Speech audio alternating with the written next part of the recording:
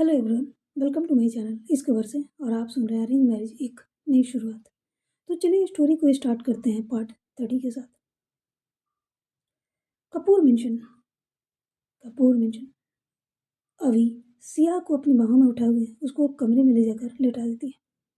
पूरा का पूरा फैमिली सिया के घर से यहाँ पर आ चुका था।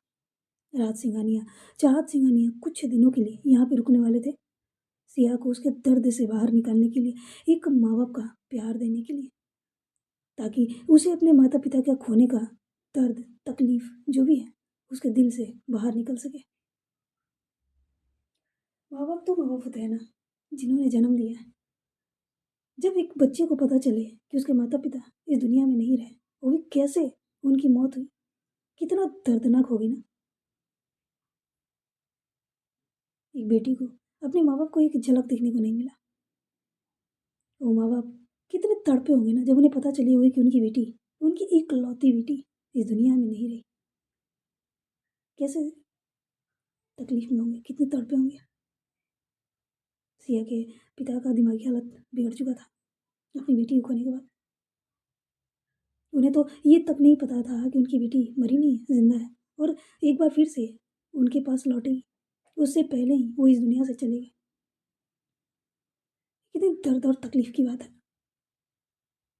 एक बच्चे के होते हुए उसके माता पिता। अवनी अवनी भी अभी के कमरे में ही थी और वो अपने भाभी माँ को देख रही थी, जिनके चेहरे पर रोते रोते आंखें सूज गई थी। दर्द और तकलीफ साफ नजर आ रही थी। सिया सिया के माता पिता की तस्वीर भी वहीं पर थी। अवनी अपने आप को भी सिया के माता पिता के जाने की गुनहगार समझती है। अगर उस वक्त वो खुद को संभाल ली होती और सिया के हर एक चीज़ को संभालने की कोशिश कर रही होती, उन्हें देखने की कोशिश कर रही होती, तो शायद शायद उसके माता पिता इस दुनिया में रहते। और ये चीज़ उसको बहुत तकलीफ दे रही थी। सिया को ये हालत उससे बर्दाश्त नहीं हो रही थी। बहुत बहुत प्यार करती थी अपनी भाभी माँ से। उनको कभी इस हालत में वो देखना नहीं चाहती थी, लेकिन क्या करें, सिचुएशन ही ऐसी थी। अभी अभी अवनी की चीज़ों को समझ रही थी और वो कहती, अवनी बच्चा ज़्यादा मत सोचो, जाओ जाके रेस्ट कर लो, दवा लिया तुमने? अवनी नाम से हिलाती है तो अभी कहती है, जाओ जाके दवा ले लो और जाके आराम करो। कल एक बहुत इम्पोर्टेंट मीटिंग है, मैं जा पाऊँगी कि या नहीं मुझे नहीं पता। सिया की ऐसी हालत है, अगर सब ठीक रहा तो मैं जाऊँगी और नहीं तो तुम्हें ही हैंडल करनी होगी। अवनी कहती है, जी मैं जाऊँगी। ठीक है जाओ। अवनी अपनी भाभी माँ को देखते हुए वहाँ से निकल जाती है। वो जाती है अपने कमरे में। जाने के बाद वहाँ पे दवा रखी हुई थी साइड में। वो दवा वगैरह लेने के बाद वो जस्ट उसके रूम के बगल में स्टडी रूम थी। वो उसकी पर्सनल स्टडी रूम थी, वहाँ पे कोई नहीं जाता था सिवाय अवनी के। वो वहाँ पर जाती है और जाकर दरवाजे को अंदर से बंद कर देती है। और अपने उस स्टडी रूम में एक बेड भी थी। जब वो काम करके थक जाया करती थी तो वो वहीं पर लेट जाती थी, कभी कभी आराम करने के लिए वहाँ पे जाती है और जाकर लेट जाती है। और लेटते हुए अपनी आंखें जो है बंद कर लेती है। उसकी आंखों के सामने अपनी भाभी माँ की वो तस्वीर टूट कर बिखरना, तड़पते हुए अपने माता पिता की तस्वीर को अपनी बाहों में भरते हुए, वो सारी चीज़ें आने लगती है उसकी आंखों के सामने। उसकी आंखों में भी नमी आ जाती है अपनी भाभी माँ को रोते हुए देखकर। वो खुद से कहती है, ये नहीं होनी थी, क्यों हो गया ये? मेरी भाभी माँ तो इतनी अच्छी है, उनके साथ ऐसे गलत कैसे हो सकता है? वो ऊपर की तरफ देखते हुए कहती है, क्या भगवान सच में है? अगर आप सच में हो तो आपने ऐसा क्यों किया? मेरी भाभी माँ तो इतनी अच्छी है ना, पहले उनको गायब किया आपने, उनके साथ इतनी गलत किया, और फिर उसके बाद कहीं ये हमारे कर्म तो नहीं है जो उनके रूप में सजा भाभी माँ को मिली? नहीं तो मेरी भाभी माँ ने तो कुछ किया ही नहीं आज तक, किसी के साथ ना कोई गलत व्यवहार किया और ना ही कुछ गलत किया। उनके साथ गलत कैसे हो गया? यही सारी बातें उसके मन में चल रही थी। वहीं पर हॉल में राज सिंघानिया, चाहत सिंघानिया और पूरी फैमिली मेम्बर बैठे हुए थे। प्रिया की मम्मी कहती है, ये आप लोगों ने अच्छा किया, कुछ दिन आप लोग यहाँ पे रुक जाइए और अपनी बेटियों के साथ वक्त बिताइए। राज सिंघानिया कहते हैं, जी बिल्कुल, बस सिया अपने आप को संभाल ले, तो हमें कुछ दिनों के लिए लंदन जानी है, थोड़ी ऑफिस के काम है, तो हम तो वैसे 2 दिन बाद ही जाने वाले थे, लेकिन सिया की ऐसी हालत देखकर हम कैसे जाएं। तो प्रिया की मम्मी कहती है, आप चिंता मत कीजिए, सिया बहुत स्ट्रांग है, वो पूरे घर को संभालती है, पूरे लोग को संभालती है, फैमिली मेम्बर्स को संभालती है, वो खुद को भी संभाल लेगी। चाहत सिंघानिया कहती हैं, दूसरों को संभालना आसान है बहन जी, लेकिन जब खुद की बात आती है ना, तो इंसान खुद को संभाल नहीं पाता है, और यहाँ तो बात उसके जन्म देने वाले माता पिता की है।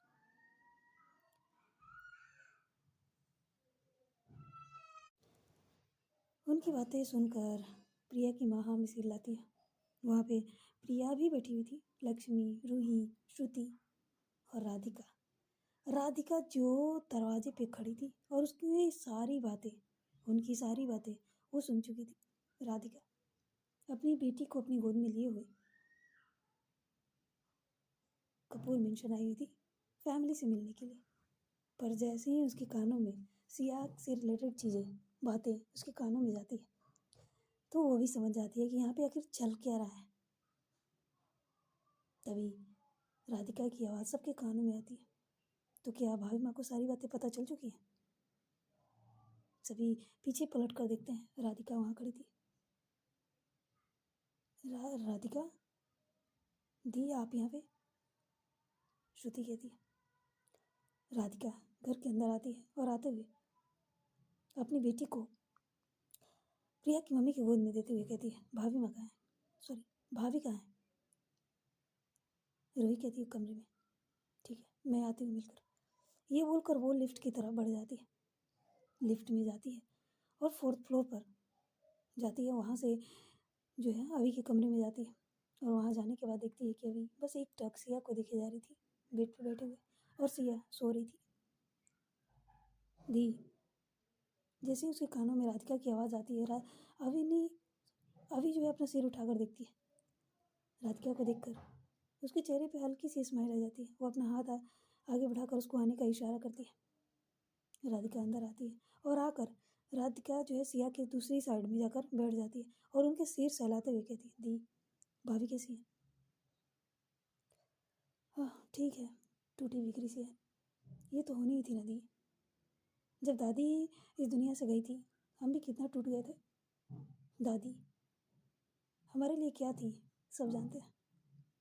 आप तो उस हालत में नहीं थे कि आप इस चीज़ को समझ सके कि दादी इस दुनिया में नहीं रही, लेकिन हमारा क्या दी, आप ही ज़रा सोचो। और इनके तो माता पिता थे ना, इनकी मौत कितनी दर्दनाक हुई थी, और किस बात की सज़ा मिली थी दी, क्योंकि वो हमारे रिलेटिव थे, हमारे कार में ट्रैवल कर रहे थे, इसी बात की सज़ा मिली थी ना दी। कहीं ना कहीं हम ही वो वजह हैं जिनके कारण उनकी मौत हुई थी। राधिका की बात सुनकर अम्मी भी सोच में पड़ जाती है। बात तो सही थी, आखिर उनकी मौत कैसे हो सकती है? आखिर ना ही उनके कोई दुश्मन थे और ना ही कुछ और, एक ही गलती थी उनकी, क्योंकि वो कपूर्स की कार में ट्रैवल कर रहे थे, और इसी बात की उन्हें सज़ा मिली। अभी कुछ नहीं कहती है, बस अपनी नज़रें झुकाए सिया को देख रही थी। राधिका सिया को देखते हुए उसके सिर को सहलाते हुए ही बस एक टक उसको देख रही थी और कह रही थी, मुझे पता था कि ये तो होने वाला था, लेकिन इतनी जल्दी ये मुझे नहीं लगा था। वैसे सॉरी भाभी ने काफ़ी लेट कर दिया अपनी फैमिली के बारे में पूछने के लिए, मुझे उम्मीद नहीं थी।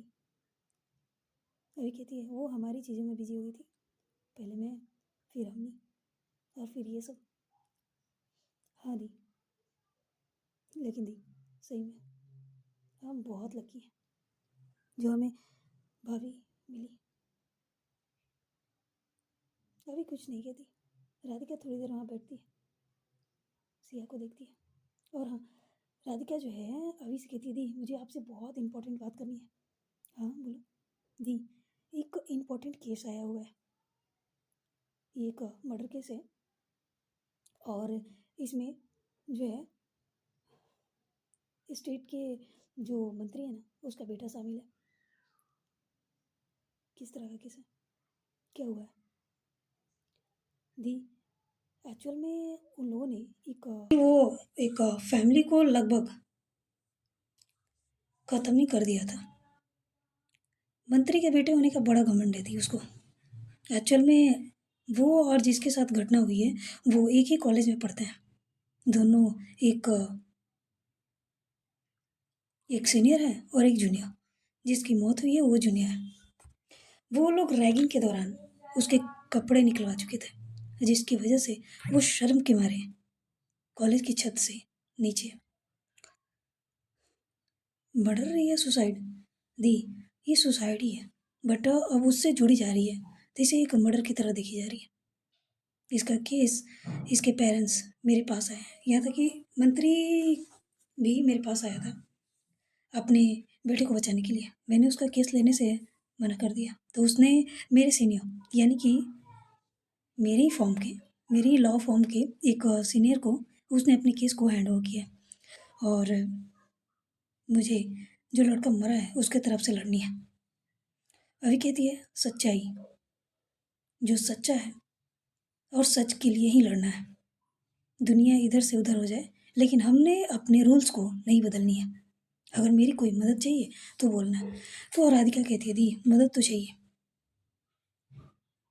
मदद चाहिए क्योंकि मैंने उस केस को लिया है और ये लॉ फॉर्म मेरी ज़रूर है, लेकिन आपको ही पता है इसके शेयर मेरे पास बहुत कम है और मैं इसके डिसीजन नहीं ले सकती। मेरे सीनियर ने उसका केस लिया है और वो पैसों के दम पर आगे बढ़ रहे हैं। मुझे तो खुद के लिए थोड़ी सी मदद चाहिए। आप बाकी की चिंता मत कीजिए, सबूत वगैरह जो भी चीज़ें चाहिए होगी वो मैं खुद देख लूँगी। अभी उसके कंधे पे हाथ रखती है और कहती है तुम इतना क्यों टेंशन लेती हो? हाँ, तुम्हें इतनी टेंशन नहीं लेने की है। रवि भी जाके केस की तैयारियां करो, बाकी के मैं देख लूँगी। राधिका कहती है ठीक है दी, मैंने आपको इसलिए बता दिया कि अब आपको भी पता है ना वो मंत्री सिर्फ आपके नाम से ही डरता है। अब किसी को तो पता नहीं है कि हम कपूर फैमिली से हैं, वरना हमें ये सब करने की ज़रूरत नहीं पड़ती। तो अभी कहती है क्या तुम लोग चाहते हो कि मैं तुम लोगों को पब्लिक कर दूँ, आइडेंटिटी रिवील कर दूँ? तो राधिका कहती है नहीं दी, बिल्कुल भी नहीं। मैं और टेंशन नहीं झेल सकती। आपको ही पता है कि हमारा नाम सामने आते ही क्या क्या हो सकते हैं। अभी कहती है हाँ, इसीलिए तो मैंने तुम सबको पब्लिक नहीं किया है अभी तक और मैं चाहूँगी कि तुम लोग पब्लिक हो भी नहीं। शांति से अपना काम करो और अपनी फैमिली के साथ वक्त बिताओ, अपनी फैमिली के साथ वक्त बिताओ। रात के हमें सिलाती है और वो लोग वहाँ से निकल जाते हैं। अब सिया तो सो रही थी तो अभी भी वहाँ बैठ कर क्या करती, तो वो भी उठती है और उठकर नीचे चली जाती है राधिका के साथ ही।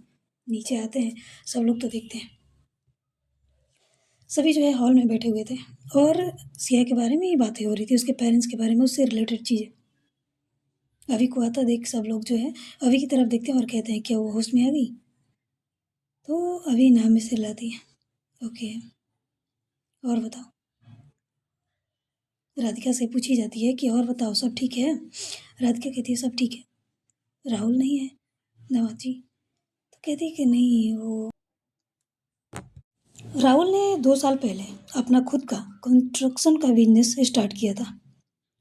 पहले तो वो छोटा था लेकिन हाँ धीरे धीरे करके वो बड़ा होता चला गया।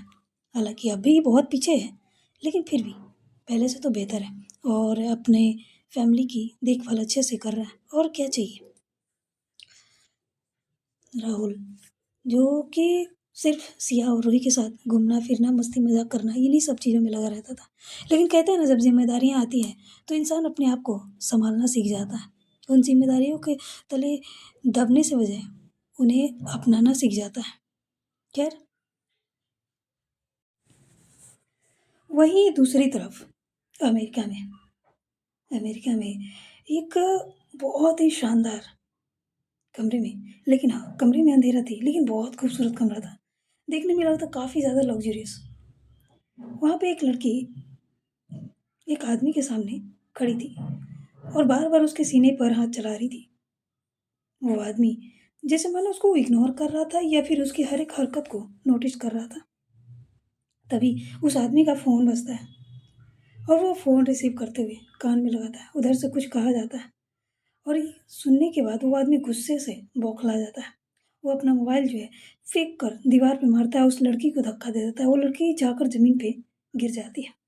वो आदमी खड़ा होता है और तुरंत टीवी ऑन करता है। टीवी ऑन होते ही तो इंडिया के मुंबई की खबर दिखाई जा रही थी, जहाँ पर ट्रेन जो हाईजैक हुई थी उसको बचा लिया गया था, उसके बारे में दिखा रही थी और साथ ही वो सारे लोग पकड़े गए थे। और ये भी बताया जा रहा था कि कुछ लोग जो कि मुंबई के अंदर घूम रहे थे, कुछ और करने की कोशिश कर रहे थे, उनमें से भी ज़्यादातर लोगों को पकड़ लिया गया, उन्हें ट्रैक कर लिया गया है। और बॉम्ब वगैरह बनाने की सारी चीज़ें जहाँ पे हो रही थी वहाँ पर भी छापेमारी हो चुकी है और कई लोग पकड़े गए हैं। ये खबर सुनने के बाद वो आदमी जैसे मानो बौखलाहट सा जाता है और चिल्लाते हुए कहता है, कैसे कैसे हुआ ये, किसने किया ये? अब तो एक ही भी नहीं है, लेकिन फिर किसने किया ये? तभी तभी जो है न्यूज़ पर एक बार फिर से खबरें आती है, ब्रेकिंग न्यूज़ करके, कि एके ने और एंजल दोनों ने मिलकर ट्रेन को हाईजैक होने से बचाया है और संगठन के लोगों ने पुलिस और आर्मी के साथ मिलकर अपने देश को बचाया है। ये सारी खबरें आ रही थी। वो आदमी जब वो सुनता है कि एके जिंदा है और वो वापस आ चुका है तो उसके माथे पर जैसे मानो पसीने आने लगते हैं।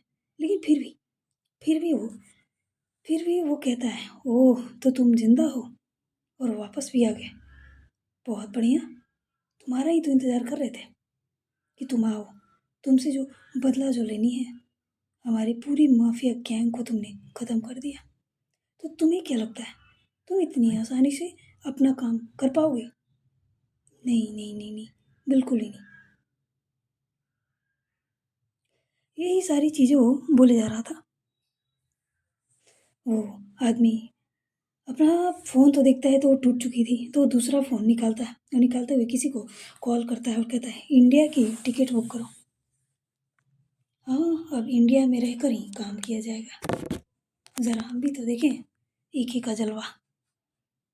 कौन है ये एके? जाननी है? नज़र रखो, जहाँ पर भी नज़र आए उस पर नज़र रखो। उसे एक बार फिर से उसके बिल से बाहर निकालना होगा। ये एके तभी बाहर आता है जब देश पर खतरा नज़र आती है। फिर से नया प्लान बनाओ और उसे बाहर निकलने पर मजबूर करो।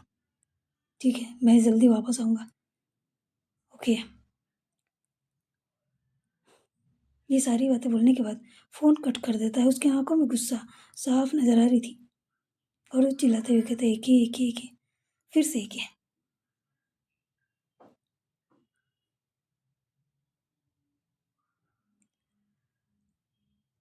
वहीं इंडिया में अभी सिया के पास गई हुई थी। सिया अब तक उठ चुकी थी और उठते हुए वो अपने माता पिता की तस्वीर को लिए बस रोई जा रही थी। जब अभी कमरे में जाती है तो देखती है कि सिया एक बार फिर से रो रही है। वो सिया के पास जाती है, सिया के माता पिता की तस्वीर को अपने हाथों में लेती है और साइड में रखती है।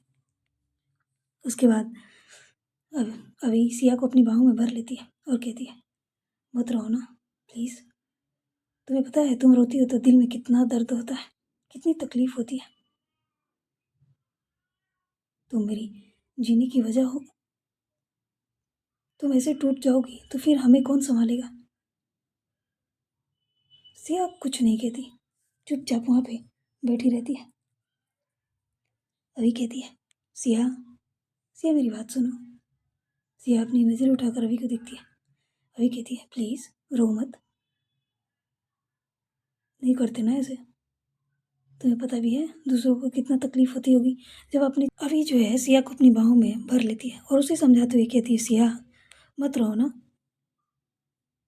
प्लीज़। तुम्हें पता है ना, हर इंसान, जो इंसान ही नहीं, जो इस धरती पे जन्म लिया है, सबको एक ना एक दिन जानी ही है। कल हो सकता है मैं भी चली जाऊँ। ये सुनते ही सिया अपनी चेहरा जो है उसके सीने से हटाती है और उसको देखने लगती है। अभी कहती है, हाँ सिया, तुम्हें पता है ना हमारा काम कल कल कुछ भी हो सकती है। तो क्या तुम इसी तरह हर बार टूट के बिखरोगी? अगर तुम्हें कुछ हो गया तो घर को कौन देखेगा, घर के परिवार को? तुम्हें पता है ना अवनी का, अवनी तुम्हारे बगैर कैसे रहेगी? तुम इस तरह से बीमार पड़ जाओगी तो? तुम्हें पता है जब तुम सोई थी तो उसकी हालत क्या हो गई थी? सिया, सिया जो है अभी के सीने पर अपना सिर दोबारा रखते हुए कहती है, हाँ मुझे पता है, लेकिन मैं क्या करूं, मैं क्या करूं? सिया, देखो ना ऊपर वाले का एक अलग ही खेल है। एक तरफ हम दोनों को अलग कर दिया, किया तो किया, हम दोनों की दिमाग की हालत ऐसी कर दी, ना मैं खुद को संभाल पा रही हूँ पाई और ना ही तुम। लेकिन सिया, तुम्हारे साथ उसने एक अच्छा काम किया। तुम्हारे माता पिता को ले तो लिया, छीन लिया, लेकिन एक नए माता पिता तुम्हें दे दिए, ताकि वो तुम्हें बहुत प्यार दें और तुम उन्हें। वरना आज के टाइम में कोई इतना कैसे किसी को निस्वार्थ प्यार दे सकता है, बेवजह अनजान इंसान को? और उन्होंने तो तुम्हें अपनी बेटी माना। सिया उसकी बातें सुनती है और हाँ में सिर लाती है। ये लोग आपस में बातें कर ही रहे थे कि तभी दरवाज़ा खटखटाने की आवाज़ आती है। अभी कहती है, कौन है, अंदर आ जाइए। तभी वहाँ से चाहत सिंघानिया और राज सिंघानिया अंदर आते हैं। उन दोनों को देखकर अभी उठकर साइड हो जाती है। वो दोनों आते हैं और आकर सिया के बगल में बैठ जाते हैं और बैठते हुए कहते हैं, बेटा ठीक हो? सिया हाँ में सिर लाती है। चाहत सिंघानिया अपनी बेटी को गले लगा लेती है और कहती है, हम हैं ना, क्यों परेशान होना? ऊपर वाले ने एक मम्मी पापा को ले लिए तो क्या हुआ? जब तक हम जिंदा हैं तुम हमारी बेटी हो, तुम दोनों हमारी बेटी हो और हमारी हमेशा रहोगी। हम हैं ना? सिया चाहत सिंघानिया की गोद में अपना सिर रख लेती है और रोते हुए कहती है, मम्मी क्यों किया भगवान ने मेरे साथ ऐसा? क्यों? मैंने क्या की है? मैंने तो किसी का आज तक दिल भी नहीं दुखाया मम्मी। मैंने किसी के साथ कोई गलत नहीं किया। मुझे किस बात की सज़ा मिली? अभी खड़ी होकर ये सारी बातें सुन रही थी और मन ही मन कह रही थी, नहीं मेरी जान, तुमने कोई गलती नहीं की। सज़ा तो मिली है तुम्हें, लेकिन तुम्हारी नहीं, मेरे कर्मों की, हमारे कर्मों की। कहते हैं ना गेहूं के साथ घुन भी पीसा जाता है, वही बात है।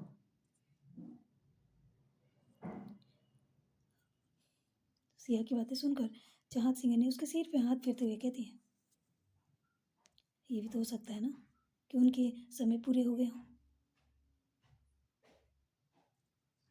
हो सकता है कि ऊपर वाले ने उनकी जीवन रेखा इतना ही निर्धारित किया हो। सिया अपनी आंखें बंद की हुई थी और चाहत सिंघानिया सिया को समझा ही रही थी कि तभी कमरे में अनिका एंटर करती है। उसके हाथों में थाली थी खाने की, क्योंकि हालांकि किसी ने लंच नहीं किया था, लेकिन फिर भी वहाँ से आने के बाद थोड़ी थोड़ी चीज़ें वो लोग खा चुके थे और सिया ने अभी तक कुछ खाया नहीं था, तो उसके लिए वो थोड़ी बहुत खाने की चीज़ें लेकर आई थी। सिया उसे मना कर देती, कहती नहीं मुझे नहीं खाना। चाहत सिंघानिया उसको डांटते हुए कहती क्यों नहीं खाना? हाँ तबीयत बिगड़ जाएगी, क्यों नहीं खाना? चाहत सिंघानिया बड़े ही प्यार से सिया को खाना खिलाती है। हालांकि सिया मना कर रही थी, लेकिन फिर भी अब माँ इतने प्यार से खिलाएंगी तो बच्चा कितना मना करेगा। वो थोड़ा बहुत खा लेती है और खाने के बाद अभी जो है उसको एक टैबलेट देती है और कहती है कि इसे खा लो, अगर दर्द वगैरह होगी तो आराम मिलेगी सिर में।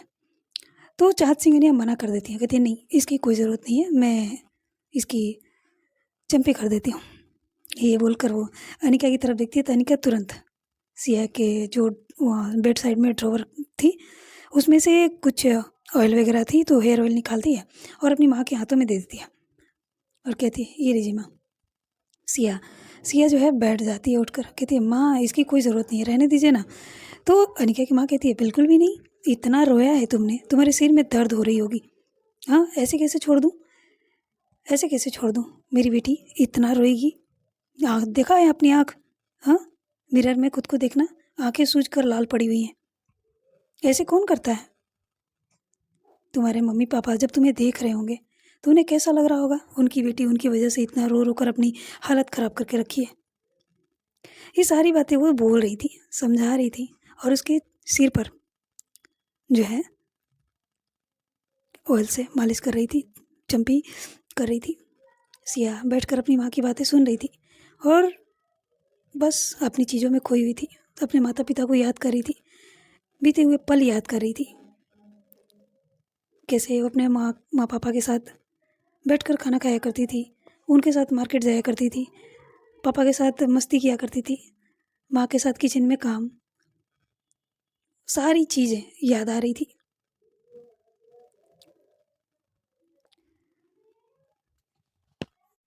कुछ देर बाद जब चंपी कंप्लीट हो जाती है तो सिया एक बार फिर से उसको नींद आने लगती है। थकी हुई थी उस वक्त तो रोते रोते एक तरह से बेहोशी की हालत में चली गई थी, लेकिन अभी चंपी का असर होता है और वो अपनी माँ की गोद में ही सिर रख कर सो जाती है। जब वो सो जाती है तो सब लोग राहत की सांस लेते हैं। सोकर उठने के बाद भी रो ही रही थी। चाहत सिंघानिया कहती हैं, आप लोग एक काम कीजिए, आप लोग जाइए हॉल में और मैं यहीं पे रुकती हूँ। अभी कहती है कि आप यहाँ पे, हाँ कोई प्रॉब्लम है? नहीं नहीं कोई प्रॉब्लम नहीं है, आप रुकना चाहते हैं तो आप रुक सकते हैं। ये बोलकर वो कमरे से निकल जाती है। उनके पीछे राज सिंघानिया भी निकल जाते हैं। अनिका अपनी माँ के पास बैठती है और कहती है, माँ। हाँ क्या हुआ? माँ मुझे आपसे बात करनी है। हाँ बोलो, क्या कोई दिक्कत है? माँ, कैसे बोलूँ मैं? अरे कैसे क्या बोलूँ? तुम्हें पता है ना, माँ बाद में दोस्त पहले।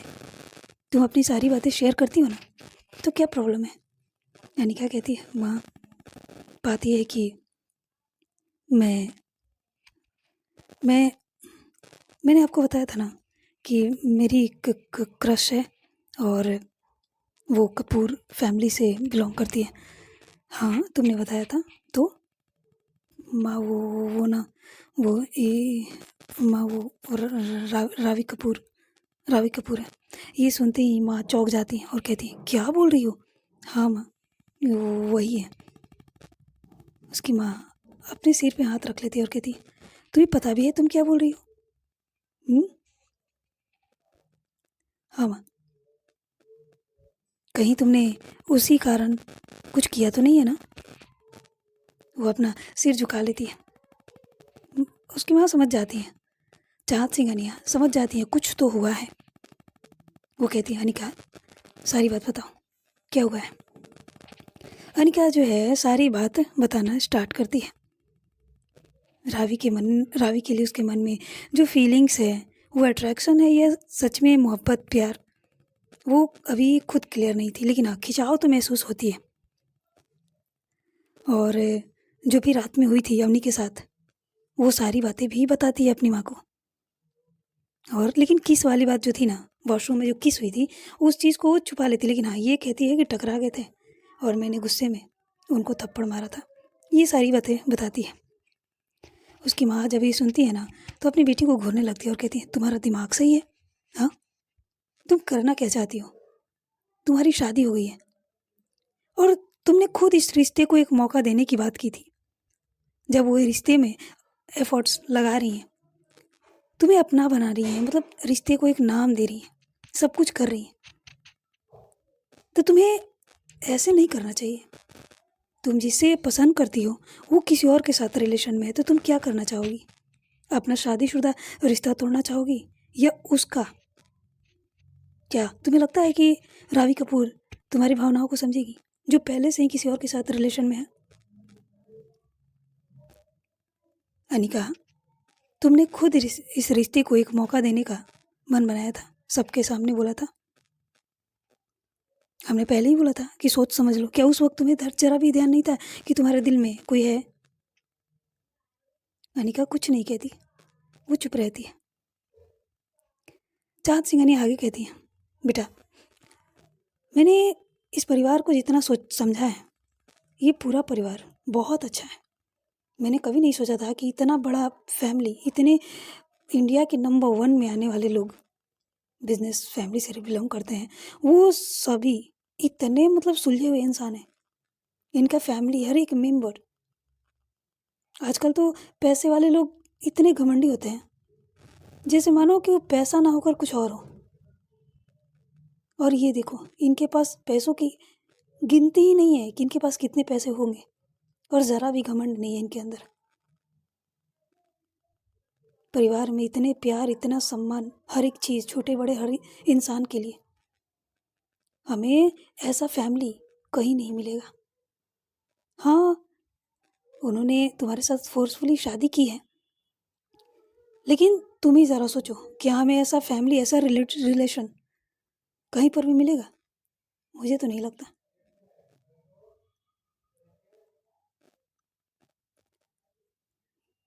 और क्या लगता है तुम्हें, वो गलत इंसान है? तानिका अपना सिर उठाती है और कहती है, नहीं माँ, वो गलत इंसान नहीं है। उन्होंने कुछ भी गलती नहीं की है, बस शादी के अलावा। हाँ तो क्या करनी है? पता नहीं माँ, मुझे कुछ समझ में नहीं आ रही है कि मैं क्या करूँ। एक तरफ मेरा खिंचाव, मेरा मन रावी कपूर की तरफ जाता है, और दूसरा मेरा दिमाग, मुझे अपने चीज़ों को समझने में बहुत मुश्किल हो रही है। मैम, मैं समझ नहीं पा रही हूँ कि मैं क्या करूँ। दी ने मुझे 2 दिन का वक्त दिया था, बोला था कि 2 दिन में फ़ैसला ले लो, तुम्हें इस रिश्ते में रहनी है, ये साथ तोड़नी है। तो ये सुनकर थोड़ी सी चाहत सिंह चौंक जाती हैं और कहती हैं, क्या? हाँ, वो मेरी वजह से उन्हें तकलीफ़ हो रही है ना, तो दी उनको इस तरह से देख नहीं पा रही हैं। चाहत सिंह कहती, हाँ तो ये तो नॉर्मल है ना, भले ही वो उसकी अपनी बेटी ना हो, लेकिन उसे बेटी की तरह ही तो रखा है ना। तो जाहिर सी बात है, अगर तुम्हें कुछ भी प्रॉब्लम होगी तो मेरा दिल भी तो दुखेगा ना। मैं अपने बच्चे को तकलीफ़ में कैसे देख सकती हूँ? हाँ माँ, आप सही हो। मैं क्या करूँ, मुझे समझ में नहीं आ रही। ये तुम्हारी ज़िंदगी है, तुम जो चाहे वो फ़ैसला ले सकती हो, लेकिन मैं यही कहूँगी कि ऐसा परिवार हमें दोबारा कहीं नहीं मिलेगा। एक बार फिर से सोच लेना इस बारे में। प्यार का क्या है? रिश्ते में प्यार तो हो ही जाती है, आज नहीं तो कल से ही। और जिसे तुम पसंद करती हो वो ऑलरेडी किसी के साथ है, तो तुम ही बताओ, तुम्हारे पास तो मौका भी नहीं है उसे पाने का। और तुम्हें क्या लगता है, उसकी बहन को छोड़ दोगी और उसके पास जाओगी तो तुम्हें अपना लेगी? इन भाई बहनों में बहुत प्यार है, बहुत, एक दूसरे के लिए जान दे सकते हैं, लेकिन कभी भी किसी और के लिए, अपने फैमिली को, अपने रिश्ते को नहीं छोड़ सकते। वो तुम्हें छोड़ सकते हैं। अनिका अपनी माँ की बातें सुन रही थी। बात तो सही थी। ये कपूर फैमिली के लोग एक दूसरे के लिए जान तो दे सकते हैं, लेकिन कभी भी किसी और के लिए अपनी फैमिली को तकलीफ नहीं दे सकते, चाहे उसके लिए किसी को छोड़ना ही क्यों ना पड़े। और ये बात अनिका को समझनी होगी। अनिका अपनी माँ की बातें सुनती है और उनको बस देखे जा रही थी। जब अनिका की माँ को ये फील होती है कि उनकी बेटी उन्हें देख रही है, तो अपना सिर उठाती है और देखती है अनिका को, जिसके चेहरे के रंग उड़े हुए थे। अपनी बेटी को समझाते हुए कहती है, हाँ बेटा, तुम्हारे पापा ने भी कपूर फैमिली के लिए बारे में कुछ कुछ चीज़ें पता करवाने की कोशिश की थी। बहुत मुश्किल हुई, लेकिन थोड़ी बहुत चीज़ें ही पता चली है। कपूर फैमिली के बारे में पता लगाना इतना आसान नहीं है, और हमें यही लगता है कि उन्होंने पता लगाने की कोशिश की थी, पहले तो रोका गया था, लेकिन कुछ कुछ चीज़ें पता चली। हमको लगता है कि इन्होंने ही ये चीज़ें पता लगाने में हेल्प की है या फिर करने दी है, वरना कपूर फैमिली के खिलाफ जाकर उनके बारे में कोई जानकारी निकाल लें, ये पॉसिबल नहीं है। और हमें ये चीज़ बहुत अच्छे से समझ में आ गई है कि ये फैमिली मेम्बर्स एक दूसरे के लिए कुछ भी कर सकते हैं, कुछ भी। इस फैमिली को टूटने नहीं देंगे और ना ही बिखरने देंगे। अब कोई तीसरा शख्स आकर इनकी फैमिली को अलग कर दे या तोड़ दे, पॉसिबल नहीं है। और तुम्हें लगता है कि एक बहन को छोड़कर तुम दूसरी के पास जा सकती हो और वो तुम्हें अपना लेगी? कभी नहीं। जो तुम्हारे पास है उसे संभाल लो, कहीं ऐसा ना हो कि ना तुम उसे संभाल पाओ, ना तुम उसे उसे भी खो दो, और जिसे तुम पाना चाहती हो वो भी तुम्हें ना अपनाए तो तुम उसे भी खो दोगी। बेटा, अगर तुम्हारे दिल में सच्चा प्यार है तो प्यार हमेशा पाने के लिए नहीं होता, कभी कभी उसकी खुशी के लिए उसे खोना भी पड़ता है। अगर वो खुश रहेगी तो तुम्हें बहुत खुशी मिलेगी। और तुम अपने दिल पे हाथ रख के सोचो, अपनी आंखें बंद करके सोचो, क्या सच में अवनी कपूर के लिए तुम्हारे मन में कुछ नहीं है? बेटा, इस बारे में सोचना ज़रूर। अवनी कपूर भी अच्छी इंसान है। हाँ, कुछ गलतियाँ उसने की है, लेकिन हम उसे बिल्कुल भी नज़रअंदाज नहीं कर सकते कि उसने जो कुछ भी किया है वो प्यार में किया है। और वो कहावत है ना, प्यार में सब कुछ किया जा सकता है, कुछ भी गलत नहीं है अपनी मोहब्बत को पाने के लिए। ये सुनते ही अनिका थोड़ी चौंक जाती है और कहती है, मम्मा आपको कैसे मालूम? तो चाहत सिंह अनिया बताती हैं कि सिया ने मुझे कॉल किया था, उसने बताया था कि 3 महीने पहले रावी और रावी और अवनी दोनों लंदन गए हुए थे। तुम रावी से मिली थी, तुम्हें रावी पसंद आ गई, और अवनी तुमसे टकराई थी तुम्हारे ही कॉलेज में। शायद तुम्हें याद हो या ना हो, उस वक्त अवनी मास्क में थी और तुम कॉलेज गई हुई थी। तुमने ध्यान नहीं दिया था, लेकिन उसने तुम्हें ध्यान दिया था, तुम्हारे बारे में पता भी लगवाया था, हमारी फैमिली की पूरी जानकारी निकलवाई थी। सोचो, अगर उसके मन में कुछ नहीं होता तो तुम्हारे लिए ये सारी चीज़ें करती। लंदन में जो हमें बड़ा प्रोजेक्ट मिला था वो कहीं ना कहीं कपूर फैमिली से की वजह से ही मिला था। और हाँ, मुझे लगता है कि ये अवनी कपूर का ही किया जा रहा है, जिसके कारण हमारी फैमिली लंदन के टॉप 5 में पहुंची थी, उस प्रोजेक्ट के कारण। ये सुनकर अनिका की आंखें बड़ी हो जाती है। क्या बोल रही हो आप? हाँ, मैं सही बोल रही हूँ, तुम्हारे पापा ने इस बारे में पता लगवाया था, कपूर फैमिली का नाम सामने आया था, और उस वक्त अवनी कपूर ही लंदन गई हुई थी। और अभी भी हमारी कंपनी कपूर इंडस्ट्री के साथ मर्ज हो गई है। अब दोनों मिलकर काम करेंगे, नाम हमारा, काम उनका। खैर, हम कंपनी को साइड भी कर देना तो ऐसा परिवार हमें कहीं नहीं मिलेगा। तुम बहुत लकी हो, सिया के सिर पे हाथ फेरते हुए कहती है। और कहीं ना कहीं हम भी लकी हैं जो सिया हमारी लाइफ में आई। ऐसी बच्चा, ऐसी बेटी मिलना बहुत मुश्किल है, हम सब लकी हैं। काश काश कि मैं इसे जन्म दिया होता, मैं कितना खुश नसीब होती। अनिका जब ये सुनती है तो अपनी माँ को देखने लगती है और कहती है, माँ क्या बोल रही हो आप? जन्म देने वाले से बड़ा पालने वाला होता है। और आपने जन्म भले ही ना दिया हो, लेकिन जो बच्चे को हर एक चीज़ सिखाई जाती है ना, उसे बड़ा होते हुए देखी जाती है। वो आपने किया है, भले ही 1 साल ही सही, लेकिन आपने किया है ना। ये हमारे साथ 3 साल रही हैं और 1 साल बच्चों की तरह बिहेव किया है। आपने हर वो पल जिया है, और इन्होंने भी।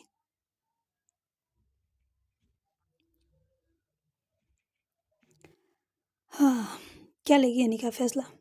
क्या लगता है, क्या अनिका अवनी को अपनाएगी, या अवनी जो अब उसने अलग रहना स्टार्ट किया है, क्या वो अनिका से दूर जा पाएगी? और रावी का क्या, कौन है रावी का पार्टनर? जानना है ना? आई नो आप सबको जानना है कि रावी का पार्टनर कौन है। जानेंगे आने वाले एपिसोड में। और आपको ये एपिसोड कैसी लगी कमेंट में ज़रूर बताइएगा, ठीक है? तो मिलते हैं अगले पार्ट में।